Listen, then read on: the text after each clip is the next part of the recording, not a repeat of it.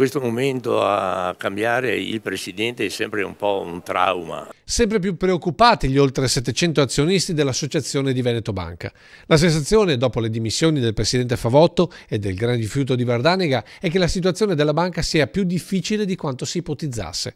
Un po' le prime dichiarazioni del nuovo presidente Bolla hanno cercato di calmare le acque più che agitate con quel penseremo a un welfare per i piccoli azionisti, che però vuol dire molto ma anche molto poco o niente.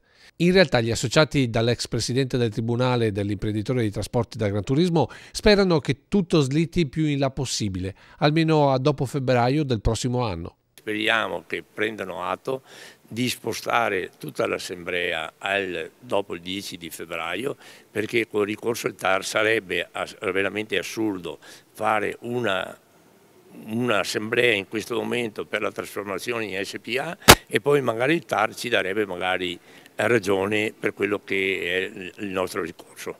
Un'ipotesi difficile da concretizzare anche nei piani del nuovo presidente Bolla, che tenderebbe invece a velocizzare il più possibile trasformazione, quotazione e raccolta per dare respiro alla banca, anche se questo significa il tonfo delle quotazioni e tempi drammaticamente lunghi per la rivalutazione.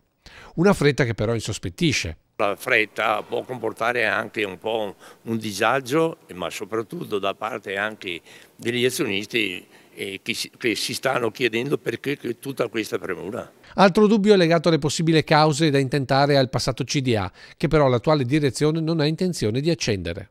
Io credo che Bolla, se non ha scheletri in armadio, se c'è qualcosa da chiarire, credo che sia il momento giusto arrivato per chiarire qualcosa.